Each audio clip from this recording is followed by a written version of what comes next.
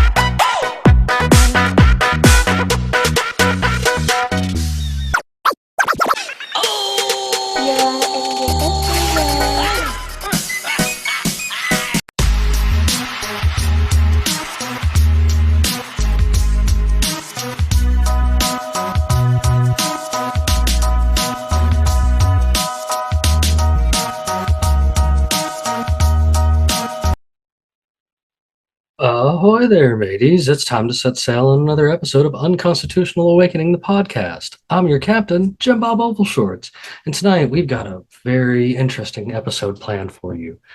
I have made mention before in the past that I stand up for and am an advocate for the Bloodstained Men. I'm sure you've seen them on the side of the road, the guys in the white pants. Some of them wear cowboy hats and stuff like that, but they wear white pants with a big blood-stained crotch on their center of their pants. And people tend to make fun of them. They don't understand and such like that. And when I try to explain it, I sound like a crazy rambling pirate, as I normally do. So it doesn't tend to go the route that you think that it goes when I'm trying to explain it. So I reached out to the Bloodstained Men, and they totally sent me their spokesman, Harry, who is a totally fantabulous fellow, one of the nicest guys I think I have ever met since starting this podcast. And, we're going to kind of give you guys a rundown on an education of why being intact is better than being mutilated by a system that doesn't care about you. I know I turn a lot of things conspiratorial and a lot of things about natural being natural and stuff like that. And these are all true. And I think this is a big aspect of it as well. On top of the fact of being a big portion of men's rights and human rights on the entire spectrum, this is a form of something, man. And I just feel like it's very important to educate you guys. And Harry seems like the guy that's going to be able to do it. Of course, you guys know that as normal, we'll have all that good stuff for this episode and how everything goes with it not only with each episode, depending on where you catch it at, of course, on whatever app or streaming service you use, but we also tend to have everything that goes along with it over there at unconstitutionalawakening.com. Shoot. Oh, well. Excuse me. I apologize there. And when you get over there to unconstitutionalawakening.com, you hit the podcast and more section, and that's where you can check out 4 episodes of the show and also answer those questions to get yourself one of those awesome Unconstitutional Awakening, the podcast stickers, man. We're giving them away each episode. So you guys go over there and sign up. We'll make sure that we get it handled for you, because that's just what we're doing right now, is trying to share the love and maybe get our name out there a little bit more. While you guys are over there, you can find the links to get back to where you can watch it if you just listen, or where you listen if you just watch it. And you can totally listen while you're there on the website. We've also got the link to get yourself some of this sweet Unconstitutional Awakening merch, man. See, I've always got a different one on, and that's because there's so many different things to get there. So you guys make sure you get over there and get you something. You can also get you some of these stickers if you'd like, man. There's all kinds of good stuff there, and everything that you spend goes directly to helping make this site go on and make this show go on, because, hey, man, we're self-funded, and the only way it's going to happen is if you guys keep supporting us the way that you are. So I appreciate each and every single one of you out there in the all over the world giving us that love and support.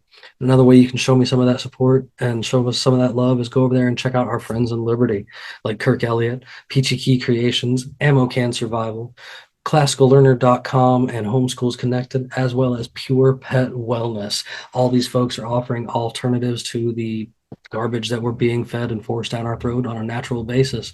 And these guys are totally doing the opposite. There's also links to get back to us at social media like Captain Conspiracy and the Freedom Pirates on Facebook, as well as Defeat the Media. And then all of our separate weird places can totally be found back over here in the host section, man. Go over there and give everybody some love, man. Find your favorite host and follow them if you'd like, or don't. You're not being detained. That's not how we roll around here. But I think it's about time to weigh anchor and set sail on this episode. So let's get going. Go. So good evening, everybody. As I was saying, I've got some awesome things planned for you this evening, and I've got Neptune with me, and we talked about this beforehand, sir. I'm not going to say it. I don't want to say it wrong, but he is who responded to me when I emailed the Bloodstained Men to come on over here, and his name, I know him now as Harry, but again, he said his name earlier, but you guys know that I destroy names, so we're just not even going to go there tonight. Yeah, Harry Guiremand. Guiremand is the easy way to say it. Just Thank you, sir. like gears and man, Guiremand. Yeah. I can spell it all day, but man, if you did catch any of our earlier episodes, you probably heard me. They like to pick at me because I butcher names and I have a million internet tabs up for the world to see when I go to share screen, and they're like, "What is this guy doing?" Oh, but I'm so excited to have you here tonight, man. So I really don't know how to get into this. So as I was saying in the opening, you guys, this is gonna be some wild stuff. So I hope everybody's ready for this evening. So I invited him to come tell you guys about something that I was educated about by my wife, and I hold very dear to my heart. You guys hear me give shout outs to talking about the Bloodstained Men and the positive things I think they're doing out there. And if you've been following me since early times, you see me even defending them and stuff when other people have out of line things to say, because there's something to this, and it touched me in such a way that I can honestly say that my son is not circumcised, because why would I do that knowing knowing all of what I know now? Like, I just think that is ludicrous from where I stand. And I know a lot of people are like, whoa, what? And yes, I think it needed to come from the kind of people I learned it from, and that would be the Bloodstained Men. So, Harry, if you don't mind. Hello, hello, hello. My name is Harry Guiremand, and I'm a spokesman for the Bloodstained Men and their friends. And we are a nonprofit human rights organization. And our purpose is to educate people about the harm of infant circumcision and hopefully drive it into extinction in America.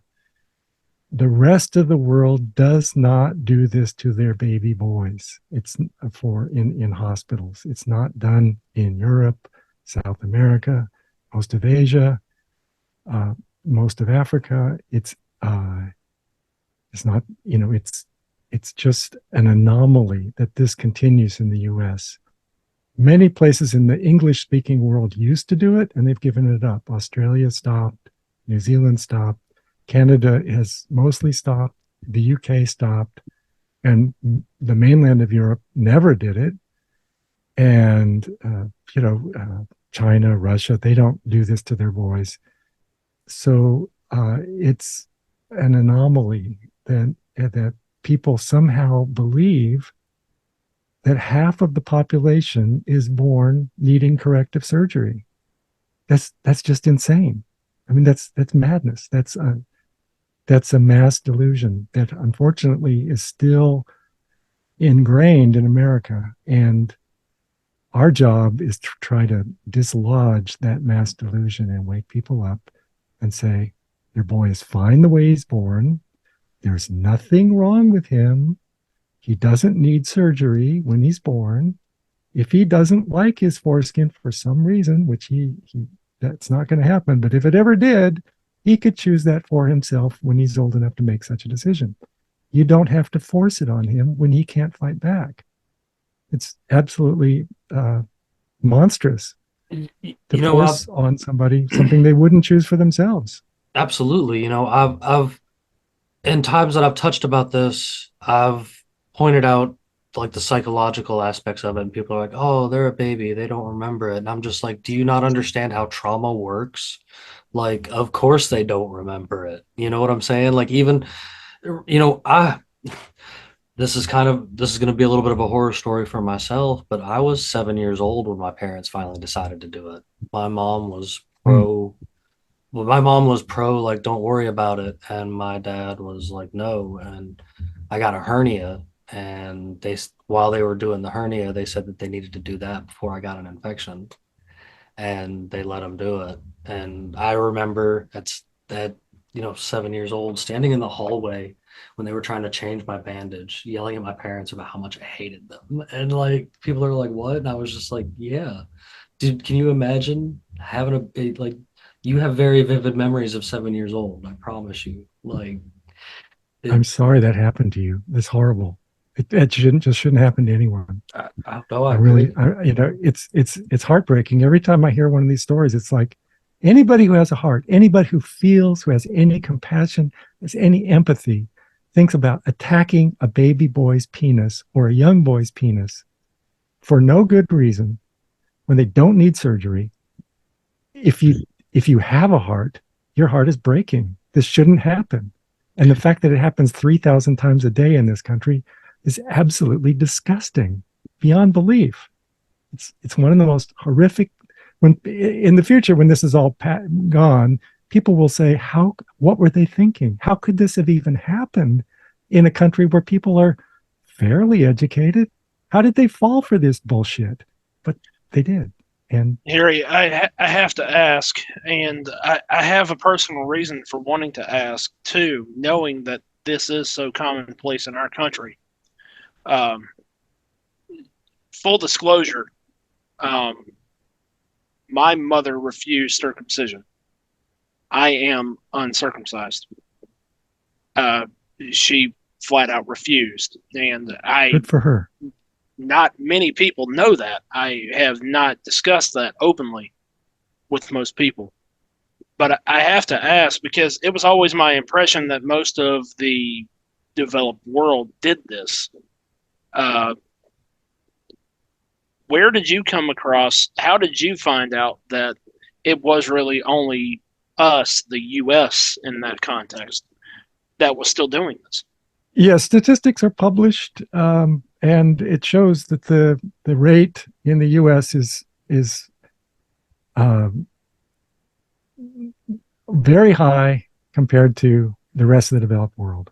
It's really an afterthought for me, being that I have been uncircumcised, and I have flat out refused that it's brought some negative connotation uh, in intimate relationships with me, obviously. Well, So I kind of I keep this one close to the chest, but also in the back of my mind because I try not to think about it too much. Now that I understand what it is that you guys do, I definitely appreciate what you guys stand for because oh, thank you. Yeah. I happen to I agree with this wholeheartedly. I did not know that it was. I did not realize the scope that there was a group that was actively against this. Uh, Yeah. it is Yeah. something that I personally happen to be against. I feel like it is child mutilation. But that was on my mind since you started talking about that. Was it's been my impression my entire life, and I am going to be 35 years old this year, that it is commonplace across the developed world. And Right. to hear that it's almost exclusive to the U.S. That's depressing. I So, I've had a lot of people that like to give the argument of, different religions, that's they're like, oh, this religion practices it and stuff. And upon further investigation, like, I've learned some pretty weird, disturbing facts myself, because I love to dig into things when I find stuff.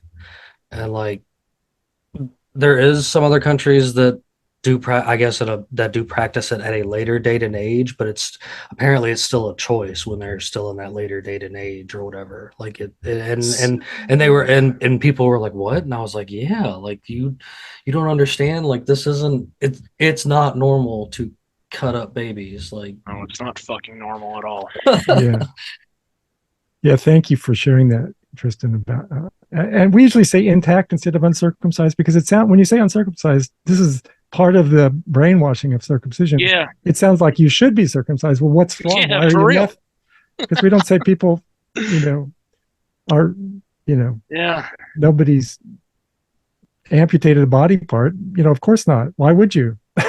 yeah. I agree 100%.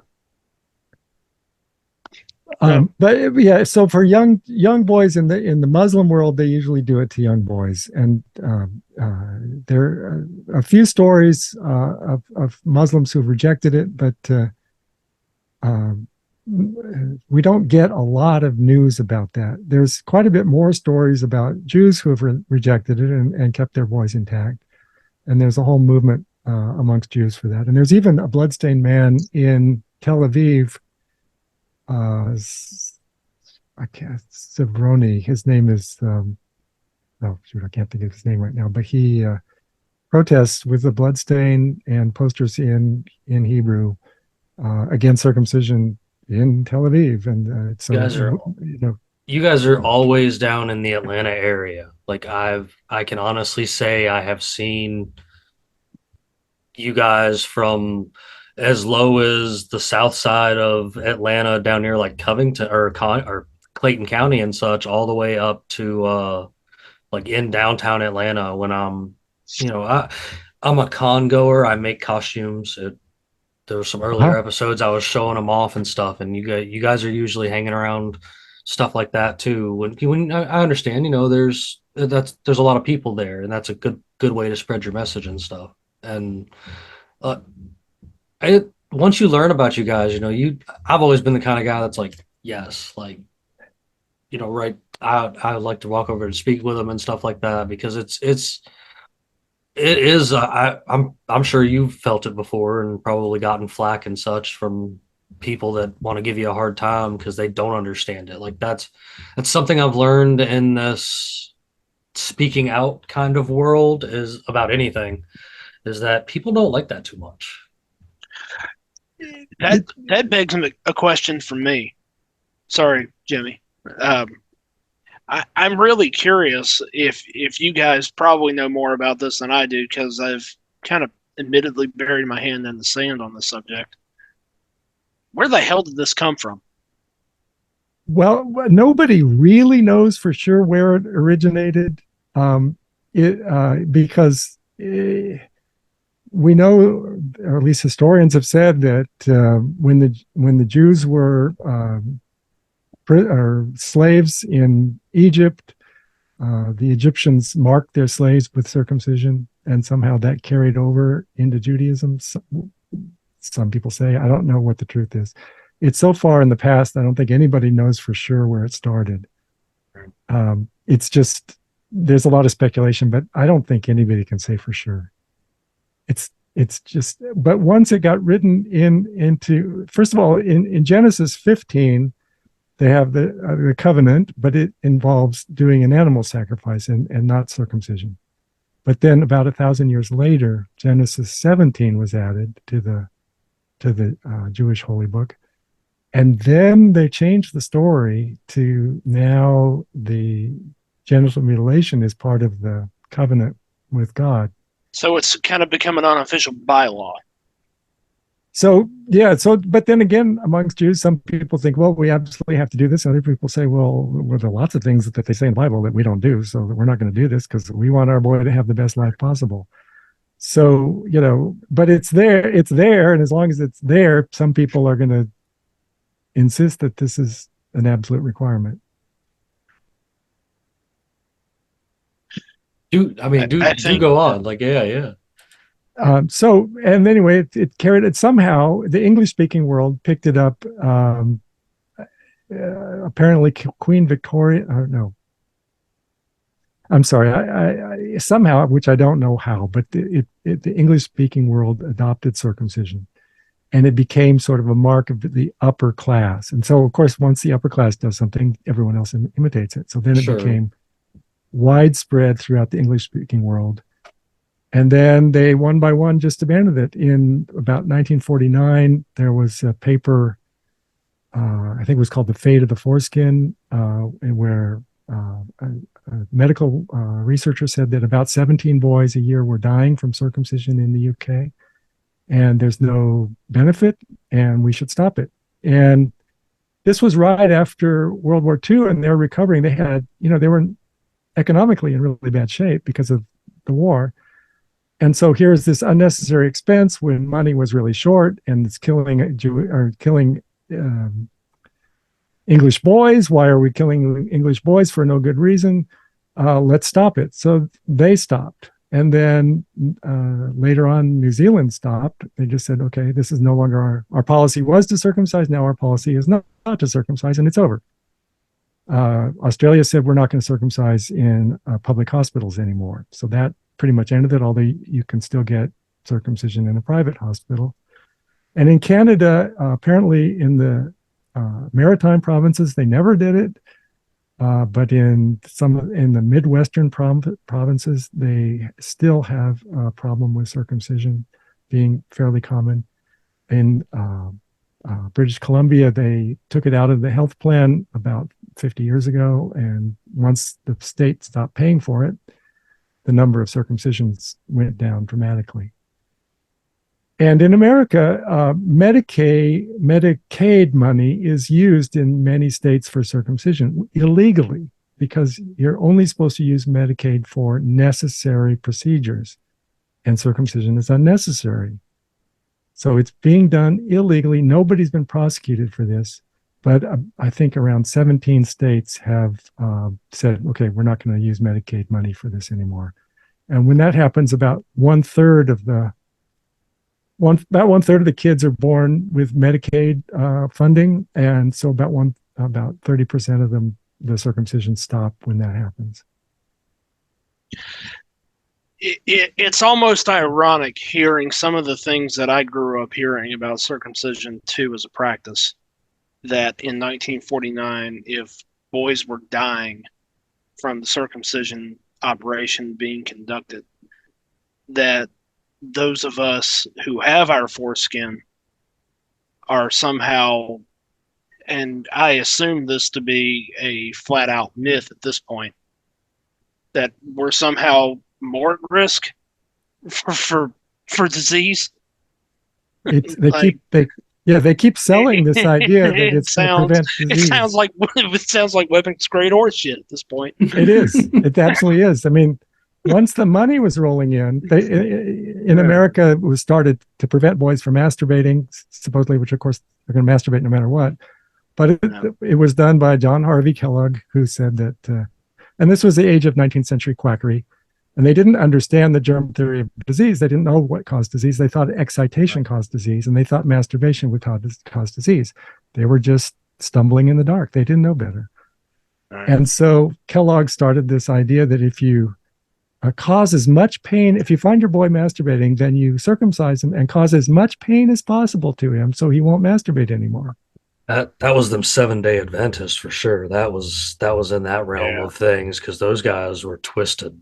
I heard about that when I was looking into the history of David Koresh. Yeah, I looked into that.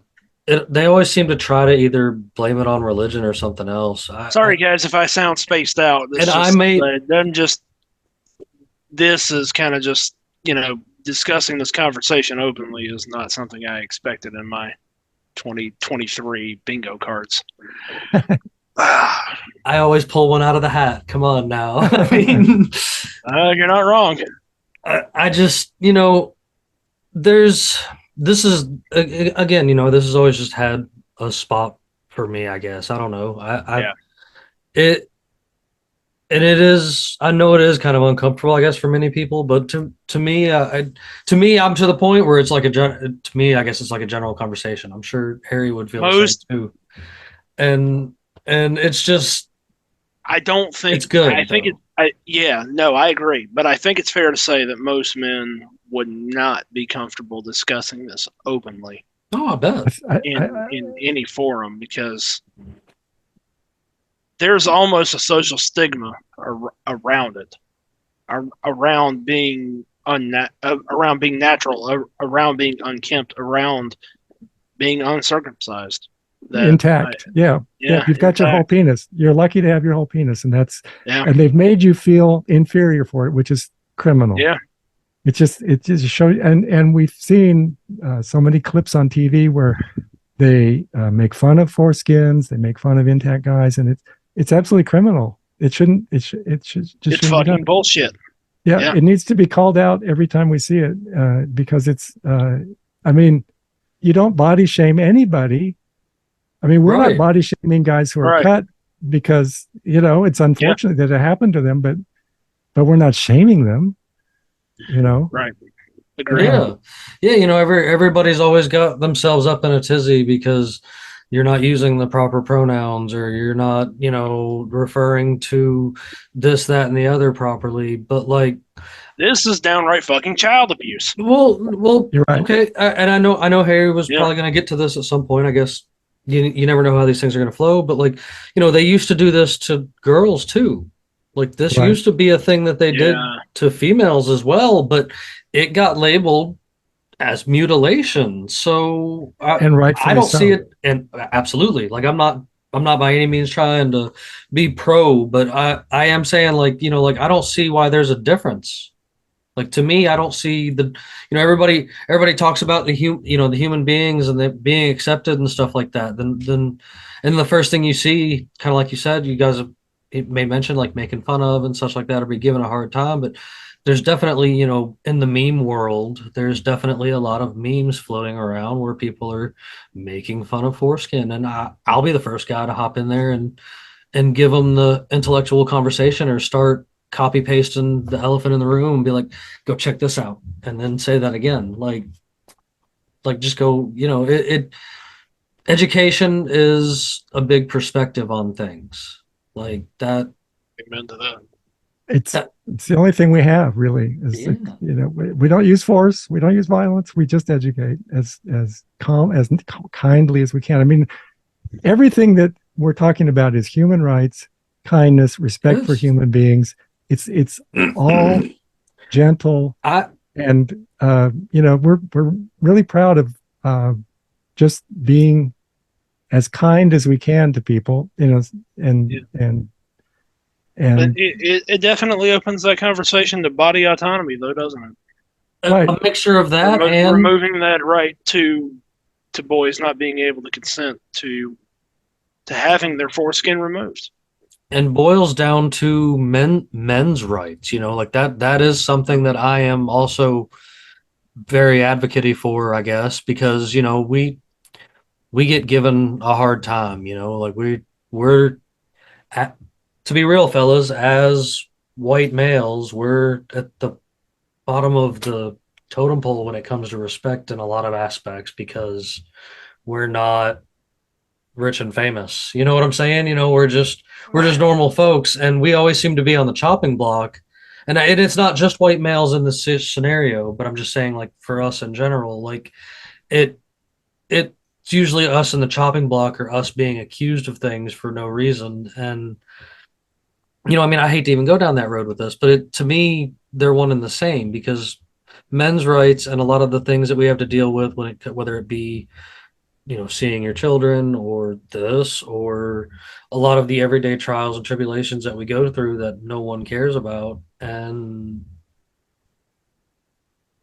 yeah, I mean, we focus on all races. I mean, it's like yeah. it's like black boys are dying from circumcision. Yes, too. 100%. And we don't know how many boys die every year from circumcision in America. Yeah, I'm sure that statistic is not recorded. They 100%. they don't want people to know, but we see it on social media where a story comes up where a mom says, my boy's sick and then he died. He passed away from circumcision. We know these stories come up, And people have tried to estimate the number, and they estimate that it's between 100 and 200 a year of boys dying, but we don't know. But that base, and it sort of correlates with the 17 number that they got in England, if you account for the difference in size of the populations. But we don't know for sure. But we do know through social media that boys are dying every year, and unnecessarily, for unnecessary surgery. It's often paid for illegally, and is sold fraudulently because you don't need this surgery. It's not going to prevent any disease. It's not going to cure any disease. It's not medicine. It's violence. Right. Like that. Go ahead, Neptune. Sorry, that does beg a question, Harry. I guess this is more of rather a question of opinion rather than a question of fact or hard evidence.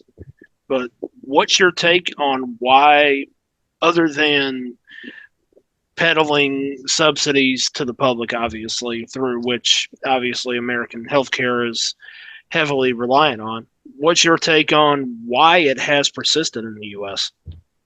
and not the rest of the world? Right. There's a strong advocacy for continuing circumcision, and the latest evidence of that was the 2012 American Academy of Pediatric Circumcision report, where they fraudulently said that it had that the benefits outweigh the risks, even though they didn't know what the risks were. And they were very selective at the data they looked at. They didn't look at the harms that were done, and they pretended that the foreskin has no function. This is the whole thing about medical circumcision. They pretend that there's zero function to the foreskin. It's just a piece of medical waste. It's just trash.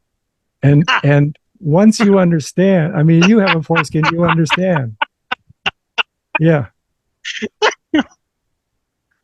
So here's the thing that happened with this task force that presented this fraudulent presentation from the American Academy of Pediatrics. None of the men on that task force had a foreskin. None of them knew what they were talking about. I somehow felt like I knew where you were going with that. And of the women on the task force, none of them were married to a man with a foreskin.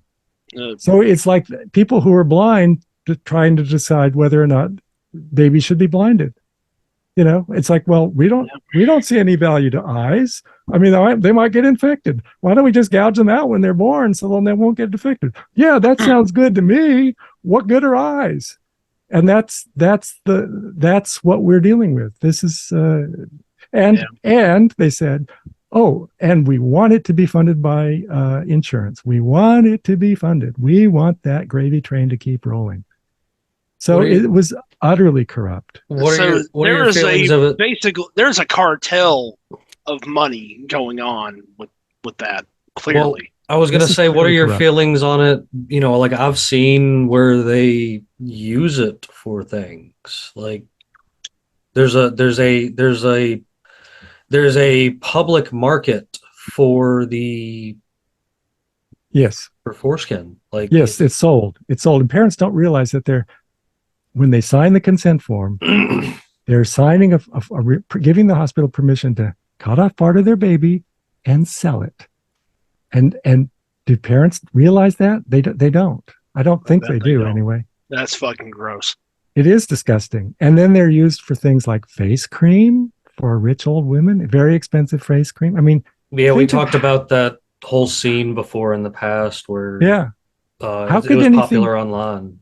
How could anything be more corrupt than robbing a baby of its essential body part so that to benefit rich old women? I mean, how much more could it be more corrupt than that? I can't even imagine anything more corrupt than that. That's just disgusting. And it's still going on. And it really does make you wonder, like, what, like why? Like, of all the things in the world, when you get into it, and again, I made mention earlier, like I said, I've always looked at it as like a mind control aspect, and I hate to always be the guy that goes into left field with it a little bit, but like, since I understand that in the stages of mind control, like, trauma is literally stage one of gaining the ability to put someone under mind control.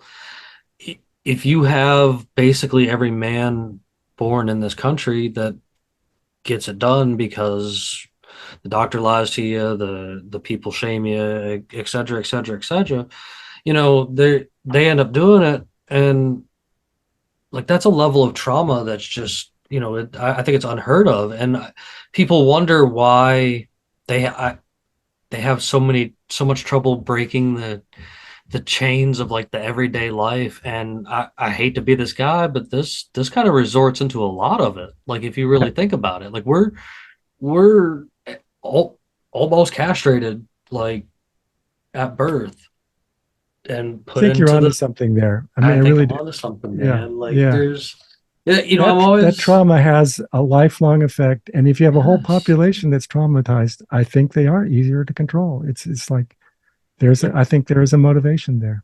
That's in like mind control 101, like we've discussed things like different operatives and things that have been running through the shadows for some time, and I do tend to tie this back to that too, because I do find it weird that this specific population of people is the normal practicers of it. And it's just like, wait, like Right. it doesn't there's a group of people I did a big 5 hours worth of episode on with a fellow that's been doing a lot of research for a long time that were known as the Frankists, and they traveled here with the Baptist community in the 1800s, and they brought that along with them. Actually, that was something that they practiced on a regular basis because they were secret Abrahamic religious, but they were mystics, and they were practicing things that were against. Uh, if they practiced things that were against their religion, that was righteous, and so they were continuing to do this inwardly while pretending to be something else on the outside.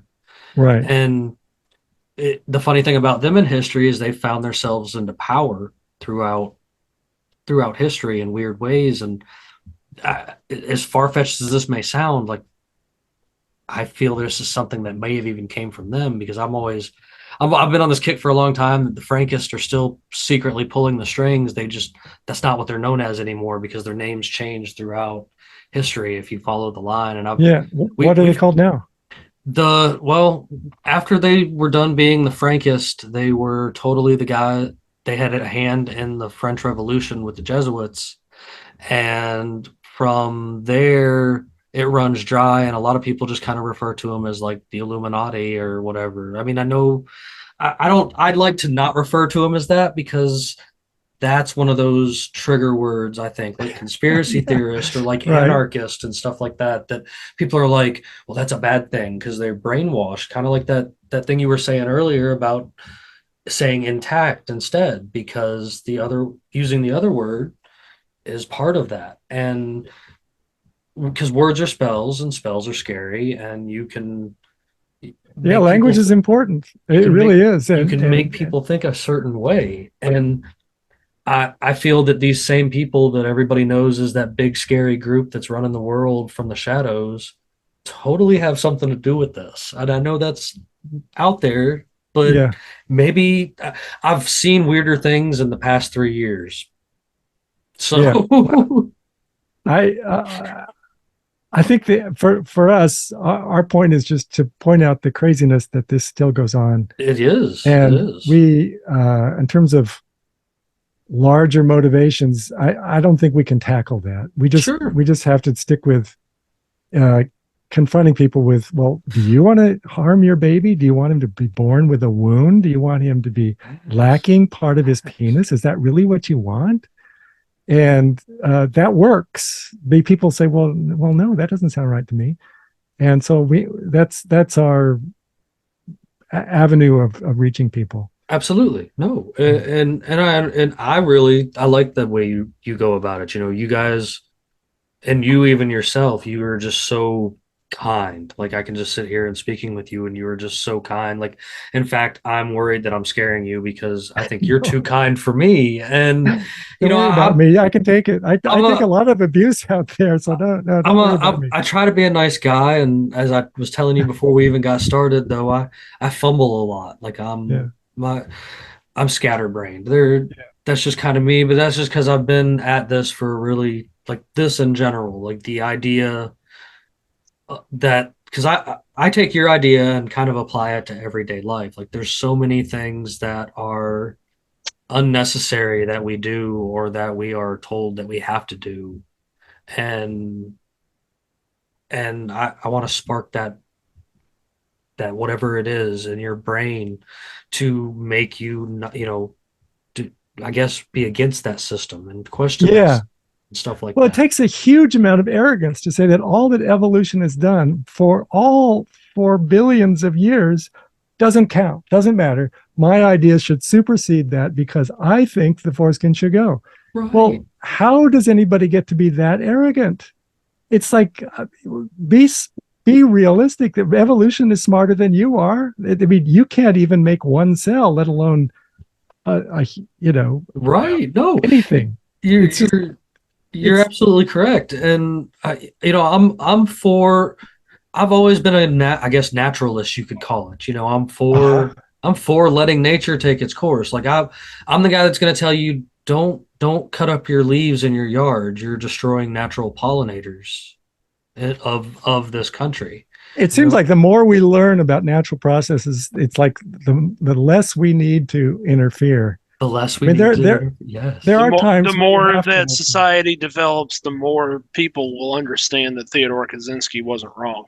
I mean, I Yeah, yeah. mean, I used to work at a biotech company, and I worked with somebody whose her former boss, his hand had been blown off by one of Ted Kaczynski's bombs, oh wow. and she was very sensitive to the problem of what he was doing. And I sat down with her. I said, let's just read the manifesto and see what he's up to. And I cheated. I didn't bother to read it because once I looked at it, I thought, oh, I can't get through this. But she read the whole thing, and she came back the next day and she said, you know what? He's right. It's all this air travel is going to cause a pandemic which is one of Kaczynski's point, which of course has happened. But that doesn't mean it's okay to be a homicidal maniac. I Correct. mean, what he was Correct. doing was wrong, but he had some good ideas. But Yeah. we're not going to get behind Ted Kaczynski anytime soon. But he was. The other thing that was funny about that is at that time the FBI was looking. They had their model for who the Unabomber was a undergraduate dropout from a major university. This is what they had. She read the thing, and she said right away, she said, "Oh, that's somebody who was denied tenure. That's clearly somebody of that caliber got almost to the finish line and was denied tenure." Mhm. And that's exactly what happened. She read the manifesto, figured out that the FBI's model, that they had 60 agents working on this, and their model was wrong. And she just figured out, and we just thought, well, we didn't alert the FBI. We just thought, well, they must know this. Who are we? We couldn't have figured this out. But she did. She was brilliant.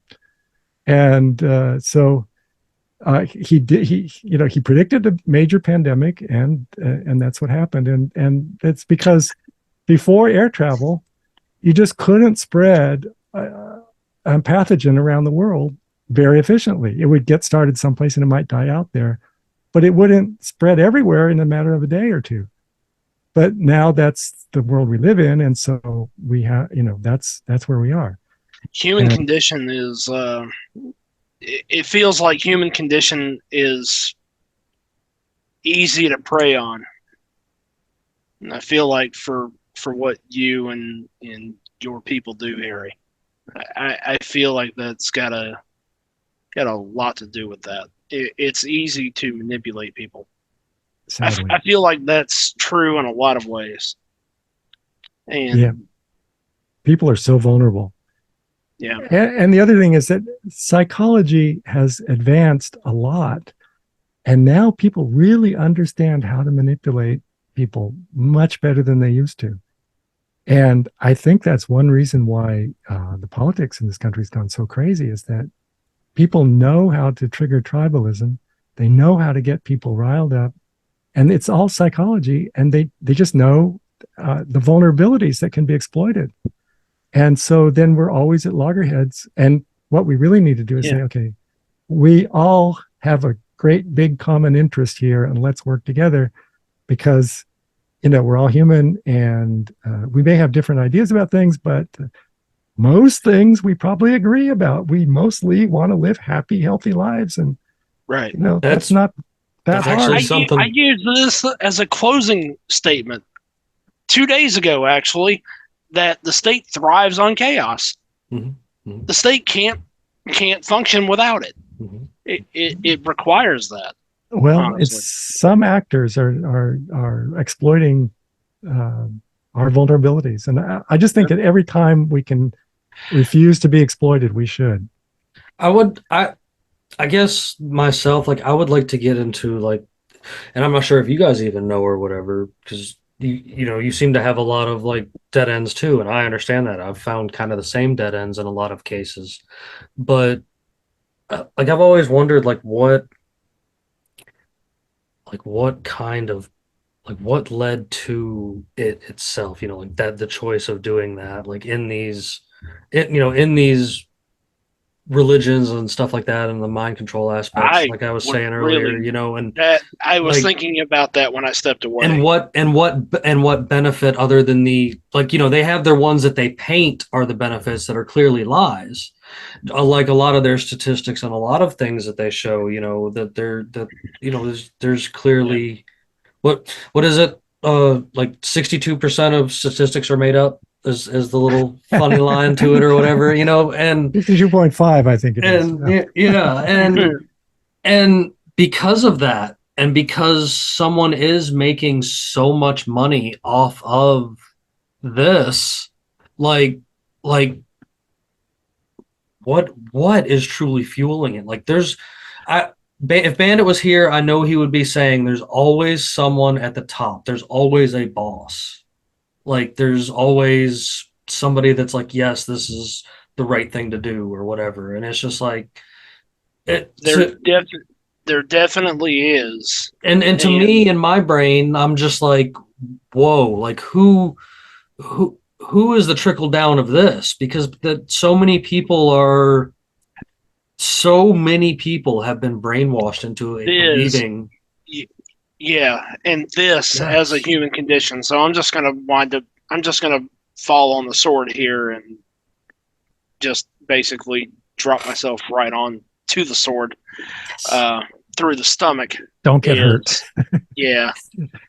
I have participated in hookup culture to an uncomfortable degree. Unfortunately, I'm sad to say. I don't anymore. I'm happily married, but it is something that I can't take away from my past experience. That in mind, it's something that I've thought a lot about in those attempts at hookup culture. Is I've been judged for being uncircumcised, for being intact, as it were, right? Right. And it gives pause for thought there, right? That this bleeds into every aspect of society, that you will be judged. You don't know what a potential partner is going to make of you being intact, having your foreskin based on this. And more so in America, where hookup culture is definitely the worst of the entire world. I don't think anyone will ever refute that we probably lead the way in in that garbage consumerism. That it just gives me it almost makes me wonder how far back does this go as far as the U.S. is concerned, in particular, considering we're still the epicenter of circumcision, right? Right. That we are still dealing with this at a high level. and yet it bleeds into every factor of society. That no, it shouldn't be considered normal to be intact, and in fact that it kind of bleeds into uh, the societal norms of so much as dating, and it's depressing, and it definitely has a lot to do with, I think, with men who are intact. I think it has a lot to do with their own insecurity. Yeah, And then I going mean, their own way. once they get the message that actually they're the lucky ones, that they won the lottery, they have their entire penis, they have the mobile, retractable aspect of the foreskin, they have all of the sensory nerve endings that cut men are missing. And so, one thing that explains the loss of sensitivity to many cut men is that you ask them, what's the most sensitive part of your penis? And they say, well, it's right around the circumcision scar. Well, if your foreskin had been allowed to develop naturally, you would have had that 15 square inches of that kind of sensitivity. So Yep. you was robbed, dude. And that hurts. But the reality is sometimes you just have to face painful reality rather than live in denial. So it is, it just hurts. It hurts if somebody abused me, somebody, the people that were supposed to protect me didn't. It just hurts. It's one of those things that you just have to say, okay, there's nothing I can do about it. It just something that hurts. Do we have any hard figures on what percentage of men in this country actually are fortunate enough to have their foreskin? Gee, that I The think only I reason had that number at one point. I think it's something like I think it's something like 30%, but or 40%. I really don't remember because the older you go, there was less circumcision of the really older men. right, And and I know that number would probably change over time, right, but obviously, considering that it's basically being peddled and shoved in people's faces, right. that number changes over time. No, Yeah. Go ahead. So I think we would really like to get good statistics about how many boys are cut in the hospital, how many boys are cut I would love to see that number. Yeah, and I would love to see that number. what we do know is that almost no intact man chooses to be cut. Very few men want to lose their foreskin. Yeah. So I mean, as someone who did unfortunately, suffer from it, I still don't like anything sharp near that anyway. So I definitely don't see why I would want to cut something off of it like that. To me, it seems like insanity, and especially knowing that you actually, now knowing and such that you actually lose many functions. Like the number actually is quite up there, actually, to me, which is shocking. Like I was actually kind of hoping we get around to this because I mean I know it is kind of a bit much, but you're welcome to dabble on some of it if you don't. Yeah, I have actually a little card here. Okay. So it's like, Jimmy, thank you for asking me to be on this episode, man. This What is might lost? be the closest one to the chest I've ever been on. Jesus. So the foreskin is the primary erogenous zone of the male body. So that is lost when they and the interesting thing is when they try to sell circumcision, they say, well, the sensitivity hasn't changed, and they don't even test the sensitivity of the foreskin. They just pretend that it didn't exist and didn't matter. So then the gliding action, which is the foreskin rolling back and forth over the head of the penis during sex and within the vaginal chamber, that action stimulates. I mean, I'm told. I don't know. I've never been able to experience this because I was robbed, but that's what experts tell us. That is stimulates because the nerve end, the pleasure sensing nerve endings are on both sides of the foreskin, So all of that agitation during sex is stimulating all those nerve endings. And if they're gone, they're gone. They can't report pleasure to you. And then there's the fine touch microreceptors called Meissner corpuscles, the single most important sensory component of the penis, of the intact penis. So I do apologize to interrupt. I'm a man of numbers and facts. That's just how I am. So I had to look that up really quick when you were saying about the nerve endings. The apparently there's no true official number, but they run around claiming between 10,000 to 20,000 is Yes, and that's what they claim. So like, to be real with you, knowing how much they're already lying about this situation, it could be very much more. yeah. That what we've heard numbers all over the place, and I just say thousands because I talked to an anatomist who said his estimate was 7 to 12,000, and I hate to give bad numbers, so I just say thousands. We know, I mean, 1,000 nerve endings is a lot. It's like losing all of the sensitivity of the tips of your fingers. So if somebody were to slice off all the tips of your fingers, that's an equivalent loss of sensitivity. Well, that's a big deal.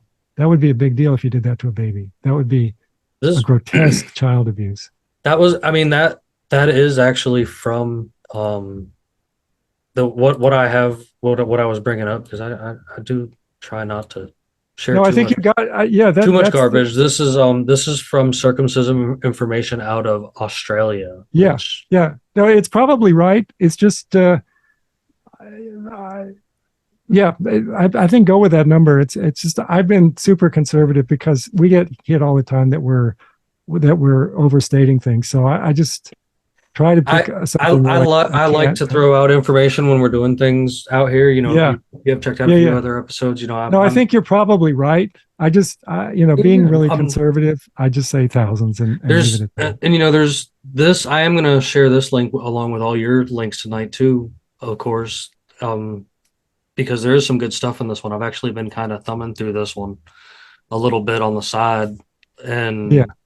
and there's a lot of good points out of this. And this is from, as I joke around about here, the Upside Down, where my buddy Terry's from. That when he comes up here and talks to us from Australia, he's always got some good information for us, and I bet he'd probably be on board in this conversation too. It's a shame he couldn't join us, because I know he'd probably feel the same way about a lot of these kind of things. Being from Australia, having firsthand experience, you know. How old is he? About my age, in his Yeah. late 30s. Oh yeah, so he's almost certainly intact. Yeah, and it's you know it's a thing, like you said, that has been undone in so many places, and people are always asking for statistics and stuff, and that is something I can say. When you go over to your website, your guys' website is slam full of information, videos, medical, this, that, and the other, and it's a shame that you get so, I guess, frowned upon trying to give factual information and such. Like I truly understand the forefront of the situation there. Like that in itself is a task on its own, and I gotta say I admire it. You know, like I Yeah, if I have a son, yeah, he is not being circumcised. He will be intact.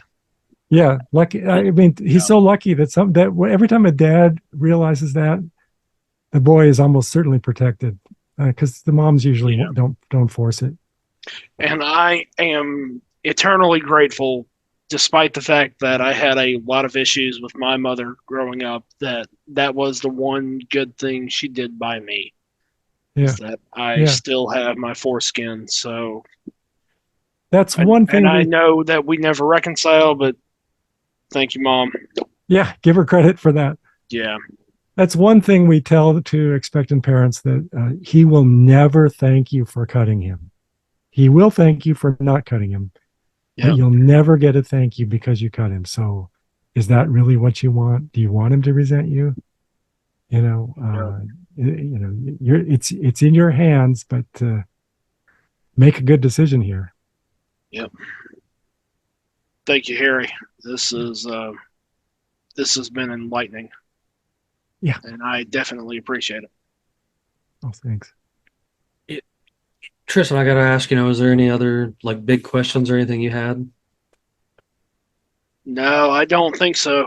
No? That was not a conversation I expected to walk into tonight, but I'm glad that I was here for it. This is the wild card game we play. Everybody that's here that enjoys our episodes of the show and stuff, just know that half the time I'm the one that's ready to go, and I just send the emails out last minute saying who's coming. And because there is so many of us in and out of here, you never know who's going to pop in. It makes for good conversation, though. I think. Yes. I don't know.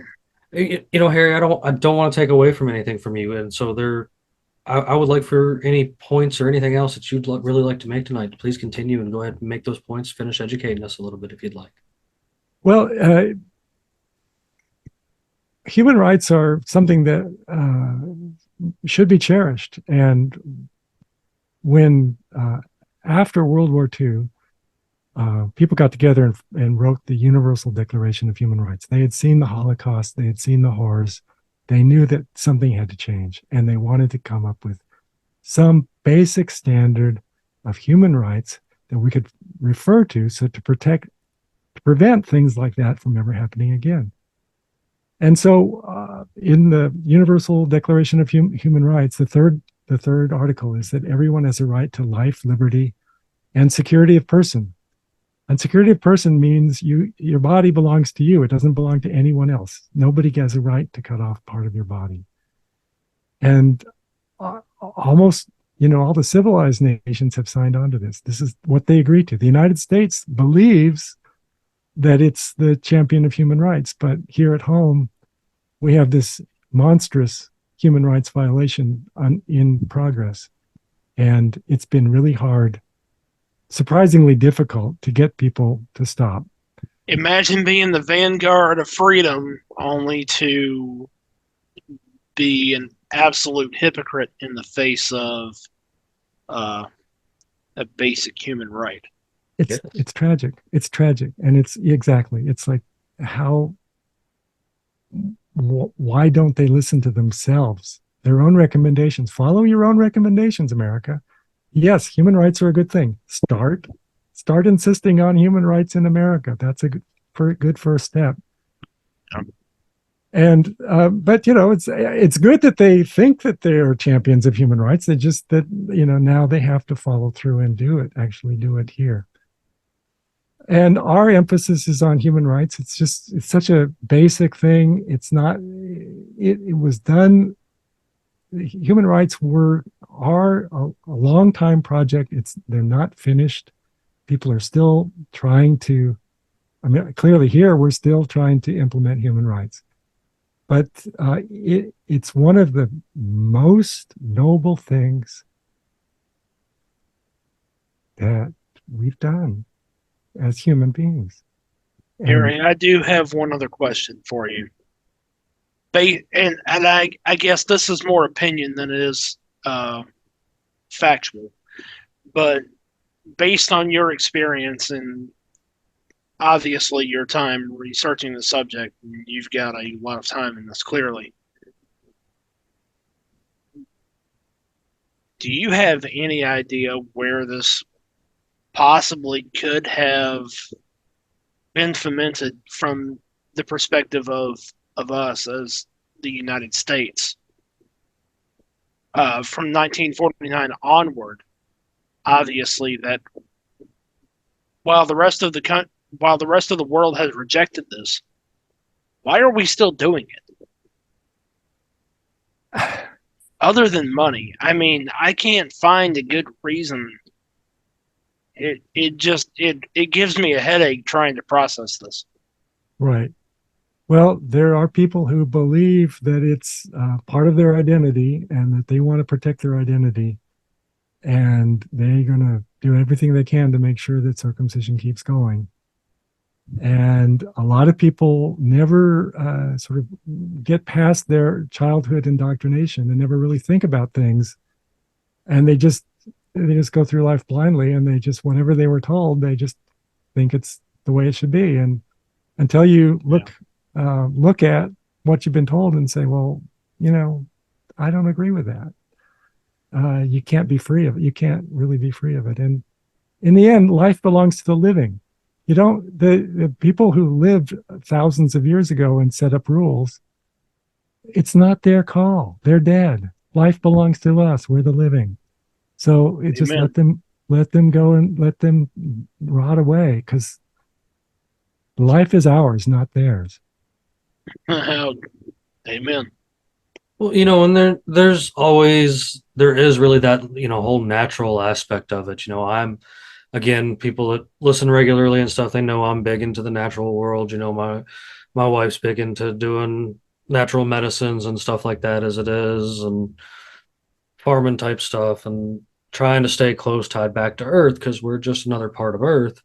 And they've sold us so much on prescription drugs that don't help us, and food that's garbage. And you know I guess a lot of people are always like, well, how are people so brainwashed all the time? And I'm trauma is always something I've kind of pointed at, and I really really think that this specific trauma first thing in life has a big foundation of the mind control that goes on in a lot of aspects of this, of where it happens here, and even in the other places that it does happen. Like, if it, like, these people are willing to bend over backwards and do what they need to do for what they think is right or what they're told is right, and in the end they're really bringing more harm than they're doing anything. Like, and I guess the reason this is always held so close to my heart is because,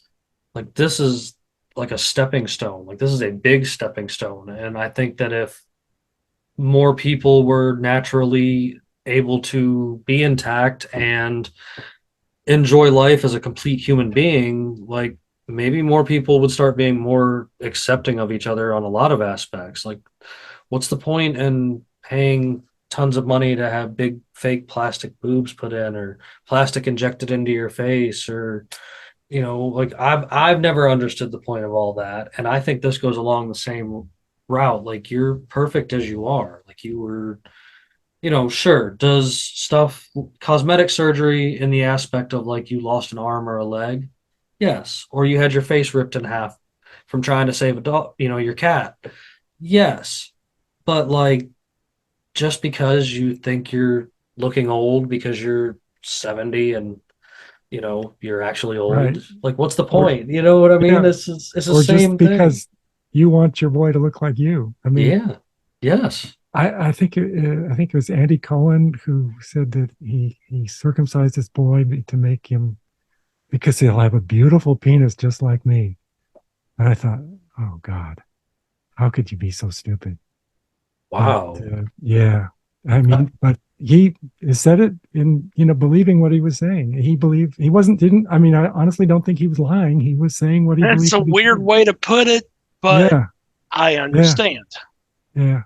And you know one study in, I think, Canada found that the best predictor of when a circumcision will happen to a baby boy is when the father is cut.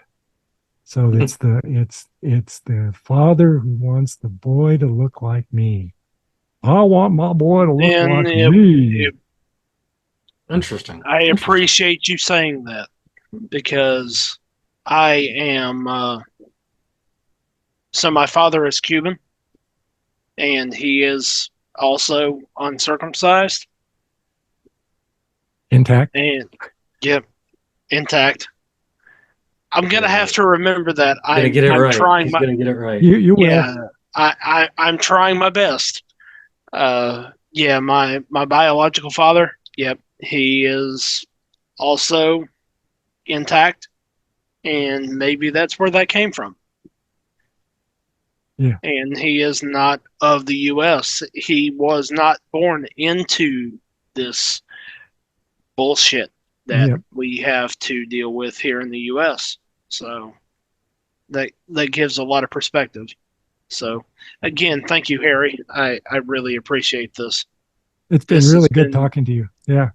yeah, Yeah. no, this has been a hell of a conversation for me, Jimmy. I'm glad I was able to join. Yeah, yeah, of course. And there's there's so many different ways that this is an important thing to, to me, and I think to future generations and such like that. If you really got the choice, like, I think you should choose not to. Like that if it's laid out in front of you, there happens to be a big baby boom going on. I've had a kid in the past year and other people stuff like that too, and it's just like, Yeah, don't you absolutely should choose not to, because it's choose his not to, body. man. It's Yeah. his body. It's not your Yeah. body. He's not There, your property. He's that's not a right. little slave.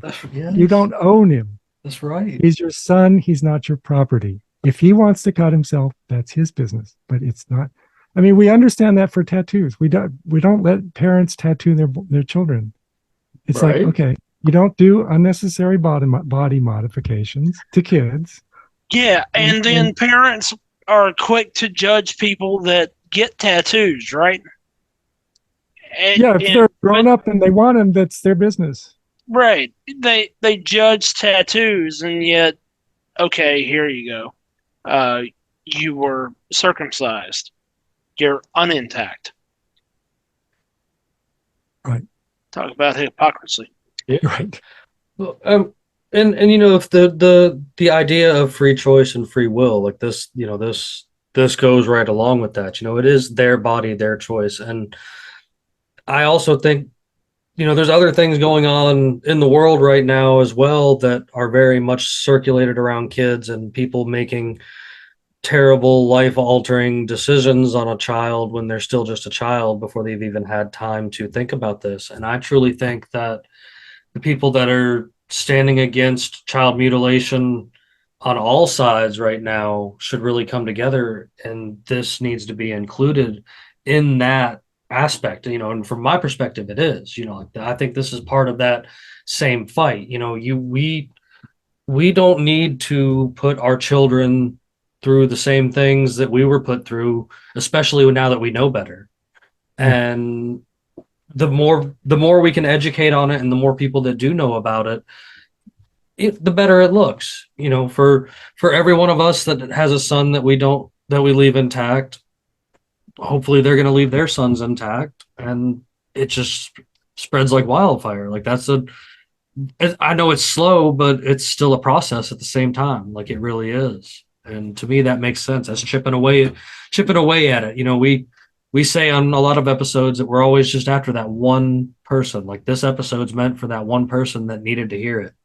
That would, That's yeah, that's kind of the way I think. It's like social media is based on, get millions of likes and millions of shares. no, Well, no, if you reach the right person it or the don't right matter. 10 people, Yeah. you've accomplished something. So it's Yeah. like, okay, that's good. That's a job. That's a day well spent, a job well done. Yeah, I mean, I've never been I've never been about this for getting the attention. Sure, I was like super beside myself for the previous guest I had the other night, but to be real with you, I was just as excited to have you come on this evening because I am excited to learn from people that are intelligent at what they know. And on top of it, you've been just the nice. I think you have been the nicest guest I've ever had, and I am Thank you. just like I'm just. I feel there was earlier in the show I was just like, man, I hope I don't scare this fella off because I'm not Don't worry about I me. come off weird sometimes, and I'm not trying to Yeah. be. Like, I truly love each and every person out there, and that is why I think this is an important message to share and spread. And is as much fun as we have had here tonight, I'm always down for more because I know there's more to learn, and I would love for any time in the future to absolutely have you guys back because I really think that what you guys are doing is great, and there's still so much to learn because we barely scratched the surface on our chit chat tonight, but I think there was also some great points made. Yeah, well, anytime you got a vacancy, you can call me up and see if I'm available. I'd love to be back here. Awesome, I've awesome. really enjoyed talking to you guys. I'm glad you did, and you guys out there, I'm gonna have all kinds of great links that I'm gonna get gathered up from Harry here to share with this episode for you guys to do your own research. I know we didn't do too much screen sharing this evening. Even the few that I did share will totally throw out there, but I want to make sure you guys have as much information as you can to educate yourself because I know this isn't something that you want to talk too much about out loud, but I like to be that little thing in your ear that's going, hey, this is important, check this out. And hopefully you guys will take the time to educate yourself on this situation. And Harry, where can they find, like, I guess get back to you as far as like your work with the Bloodstained Men? Yeah, so bloodstainedmen.com, all one word, bloodstainedmen.com is our website. It's recently been redone. We're just about to start a tour of Florida, which will be this month and into February.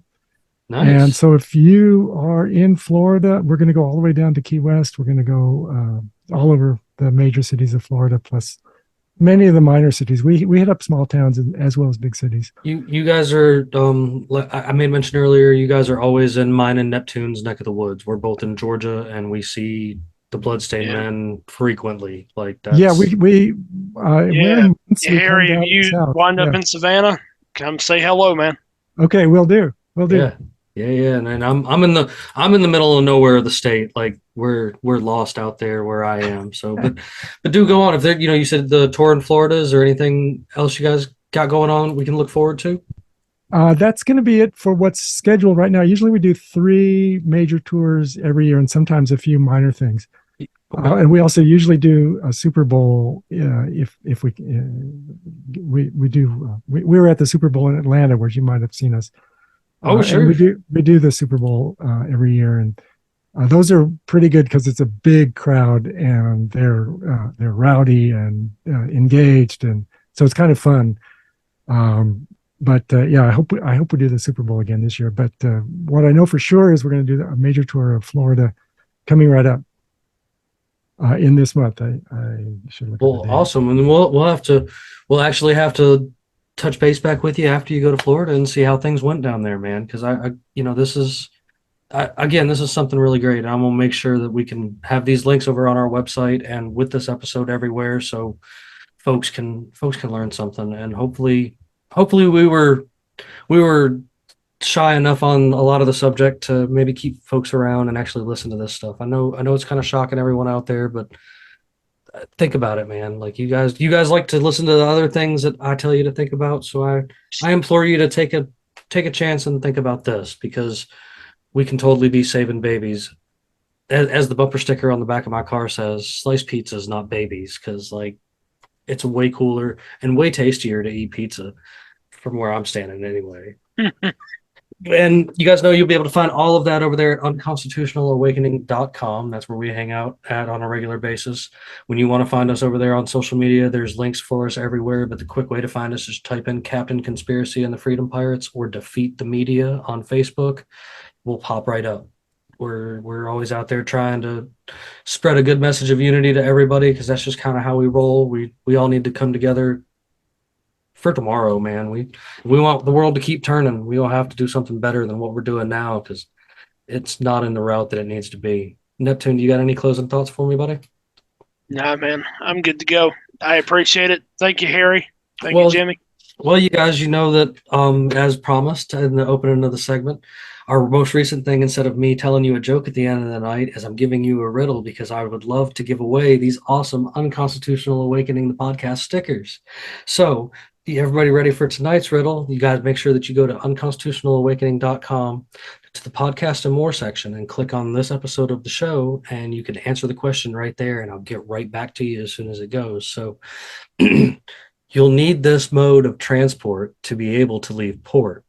Then you can float upon the water that will take you to the treasure to be caught. What is this mode of transportation?